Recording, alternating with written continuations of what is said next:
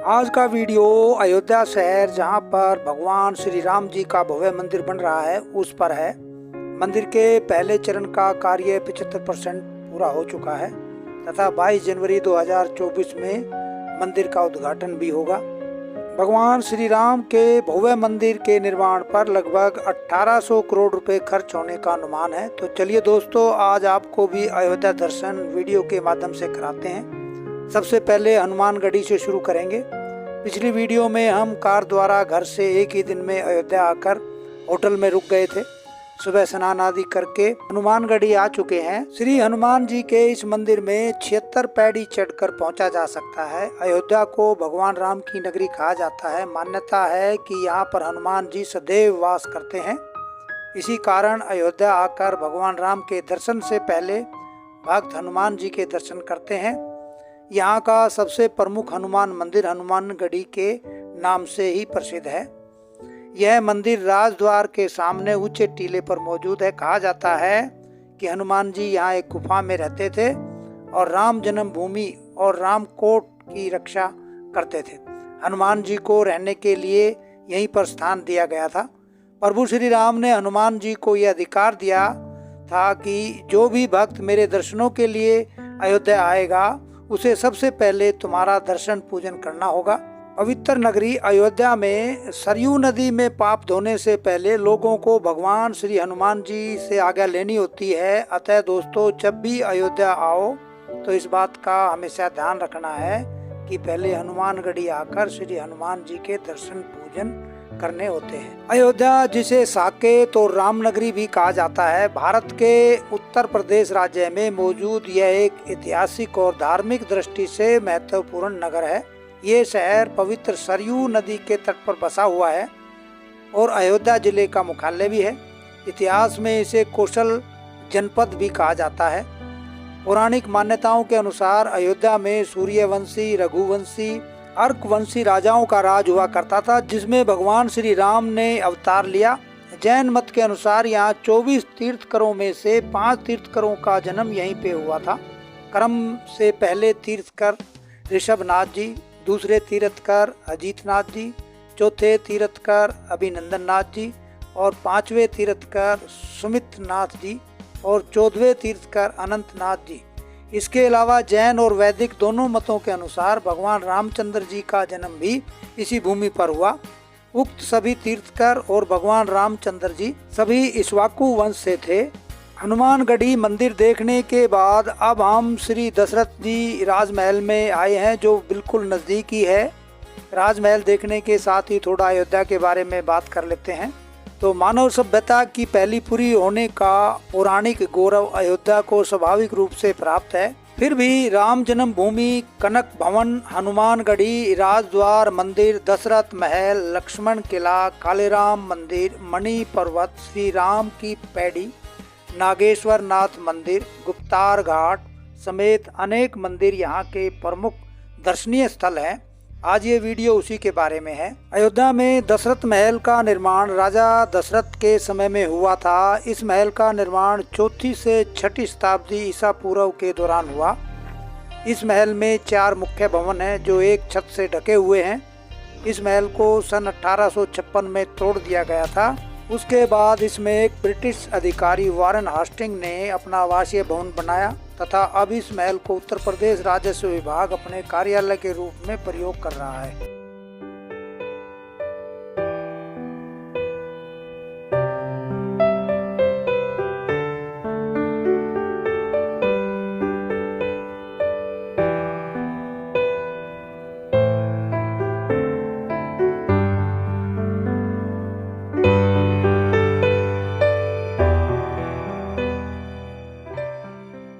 दशरथ महल देखने के बाद हम कनक भवन आ गए हैं। हनुमानगढ़ी के निकट स्थित कनक भवन अयोध्या का एक महत्वपूर्ण मंदिर है। यह मंदिर सीता और राम के मुकुट पहने प्रतिमाओं के लिए लोकप्रिय है। इसी कारण बहुत बार इस मंदिर को सोने का घर भी कहा जाता है। यह मंदिर टीकमगढ़ की रानी ने 1891 में बनवाया था। इस मंदिर के श्री विग्रह श्री सीताराम जी भारत के सुंदरतम स्वरूप कहे जाते हैं। यहाँ नित्य दर्शन के अलावा सभी उत्सव भव्यता के साथ मनाए जाते हैं। कनक भवन से हम अयोध्या में ही श्री राम जन्मभूमि मंदिर निर्माण कार्यशाला में पहुंच गए हैं, जहां पत्थरों के तराशने तथा जो पिलर पहले से बने हुए हैं उनकी सफाई का काम लगातार चल रहा है। वह इनको तैयार करने के बाद मंदिर में भेजा जाता है, जहां पर कार्य लगातार चल रहा है। हिंदुओं के पौराणिक ग्रंथ रामायण और रामचरितमानस के अनुसार अयोध्या में भगवान राम जी का जन्म हुआ था तथा उनके जन्म स्थान पर एक भव्य मंदिर विराजमान था, जिसे मुगल आक्रमणकारी बाबर ने तोड़कर सन 1528 ईस्वी में एक मस्जिद में बदल दिया था। राष्ट्रीय स्वयंसेवक संघ और भारतीय जनता पार्टी की अगुवाई में इस स्थान को मुक्त कराने के लिए एक लंबा आंदोलन चला तथा 6 दिसंबर 1992 को यह विवादित ढांचा कार सेवकों द्वारा गिरा दिया गया और वहां पर श्री राम जी का एक अस्थायी मंदिर बना दिया गया। बाबर ने पूरे भारत में 60,000 से ज़्यादा मंदिरों को तोड़वाया था और कई मंदिरों को तोड़कर उनके ऊपर मस्जिदों का निर्माण कराया। इन्हीं मंदिरों में से एक राम मंदिर भी था, जिस पर मस्जिद का निर्माण करा दिया गया था। श्री राम जन्मभूमि मंदिर निर्माण के लिए अयोध्या में ही मुकदमा 1885 में शुरू हुआ। निचली अदालत होता हुआ 2010 में इलाहाबाद हाई कोर्ट ने फैसला सुनाया। उसके बाद 9 मई 2011 को मामला सुप्रीम कोर्ट पहुंच गया। लगातार 9 साल सुप्रीम कोर्ट में केस चला और ठीक 9 साल बाद 9 नवंबर 2019 में सुप्रीम कोर्ट का फैसला श्री राम जन्मभूमि मंदिर के पक्ष में आया। ये मुकदमा 134 साल तक चला। 64 साल के ब्रेक के बाद 1949 में फिर शुरू हुआ तथा 61 साल बाद 2010 में इलाहाबाद हाई कोर्ट ने फैसला सुनाया था तथा ठीक 9 साल बाद 2019 में सुप्रीम कोर्ट का भी फैसला श्री राम लला ही विराजमान रहेंगे वह मंदिर के पक्ष में सुनाया गया। मंदिर के मुकदमे में 9 अक्षर का सबसे बड़ा ज़्यादा चमत्कार रहा। मंदिर बनाने का काम 2019 में शुरू हुआ तथा इसके बनने में लगभग 3 साल लगेंगे। जमीन से शिखर की ऊंचाई 161 फीट रहेगी। मंदिर कुल 10 एकड़ में बनेगा। मंदिर परिसर कुल 57 एकड़ में रहेगा। इसमें 5 गुंबज, 360 पिलर व सीढ़ियों की चौड़ाई 16 फुट रहेगी। प्रधानमंत्री श्री नरेंद्र मोदी जी ने 5 अगस्त 2019 को मंदिर की भूमि का पूजन करने के बाद आधारशिला रखी गई थी।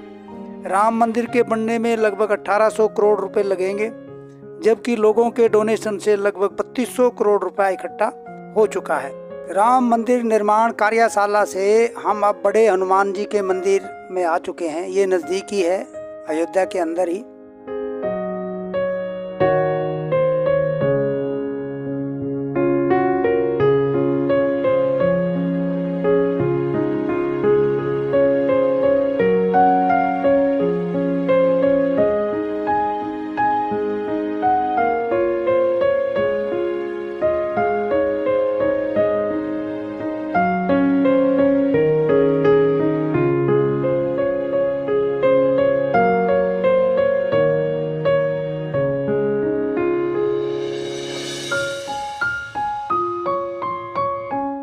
बड़े हनुमान जी के मंदिर के पास ही ये 4 धाम मंदिर है, जहाँ पर अंदर चारों धामों के स्वरूप रखे हुए हैं। और ऐसे ही करके धीरे धीरे आसपास बहुत सारे मंदिर हैं। हमने एक बैटरी रिक्शा की हुई है जो गलियों में या आसपास मंदिर में दर्शन कराएंगे। तो वो बैटरी रिक्शा अच्छी रहती है क्योंकि गलियाँ काफ़ी तंग हैं, तो उसके अंदर आपको कार वगैरह में जाने में परेशानी होती है। इसके बाद अब हम वाल्मीकि रामायण मंदिर आ चुके हैं। इस मंदिर में ये खासियत है कि सभी रामायण की जो चौपाइयाँ हैं वो इन दीवारों पे लिखी हुई है। इसके अलावा बहुत बड़ा हॉल है। ये सामने वाल्मीकि जी और लव कुश की फ़ोटो है।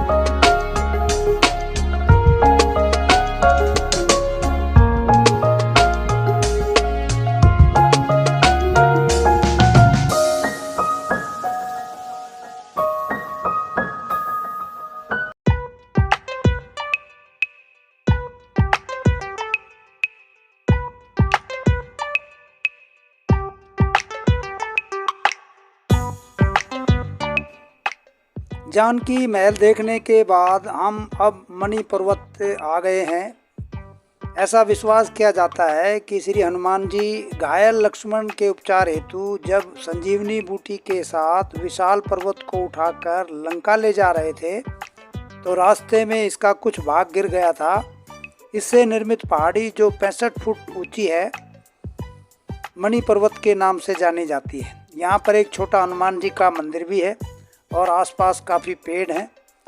काफ़ी ऊंचाई पे है ये। ऊपर से कुछ देखने पे ऐसा लगता है नीचे की साइड में।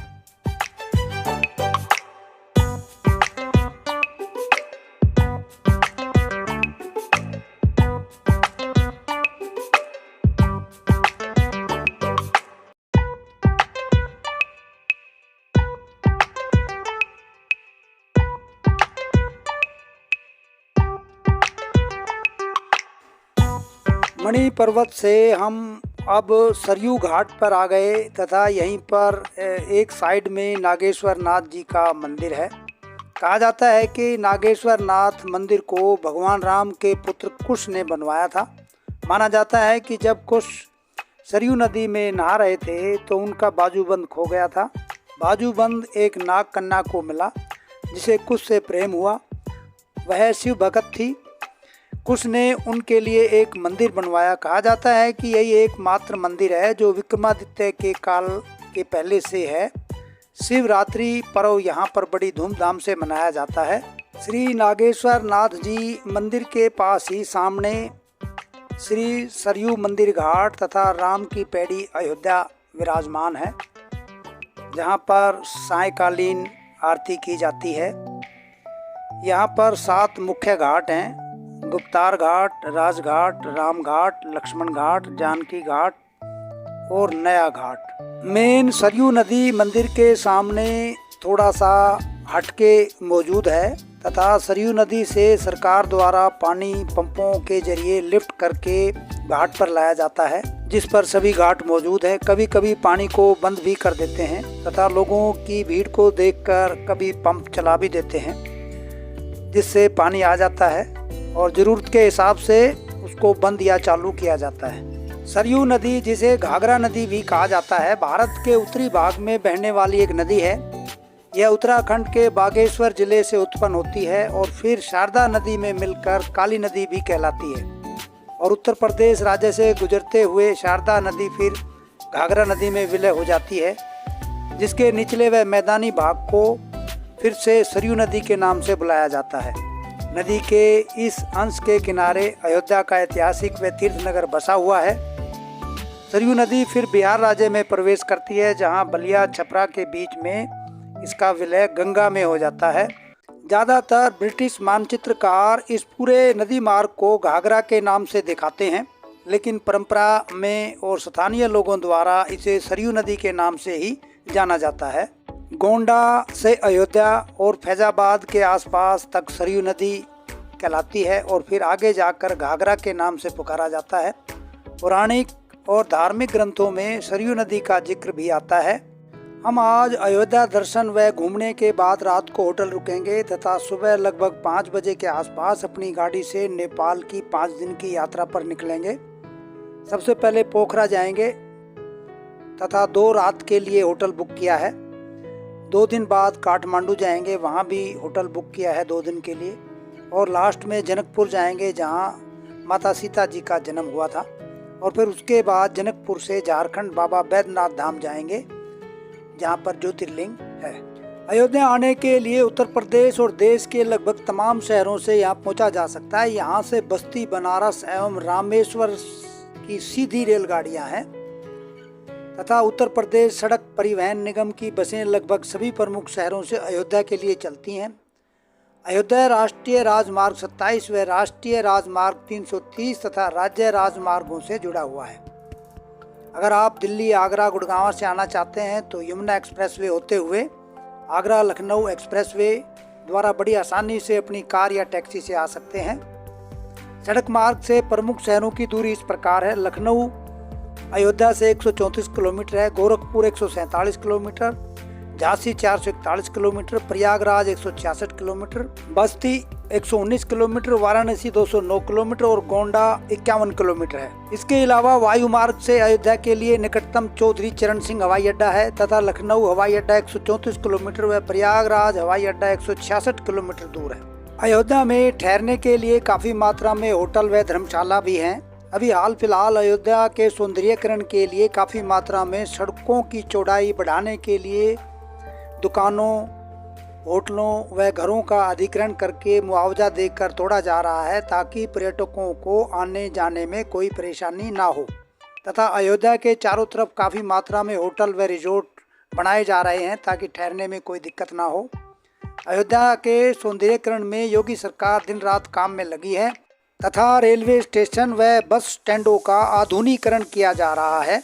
ये मेन सरयू नदी है जो मंदिर के सामने ही थोड़ा सा हटके है, इसका बांध भी बनाया हुआ है ताकि पानी अंदर साइड में ना जाए। और इसी नदी के ऊपर जो पुल बना हुआ है वो नेपाल की साइड में जाता है, तो हम कल नेपाल जाएंगे तो इसी पुल से होके जाएंगे।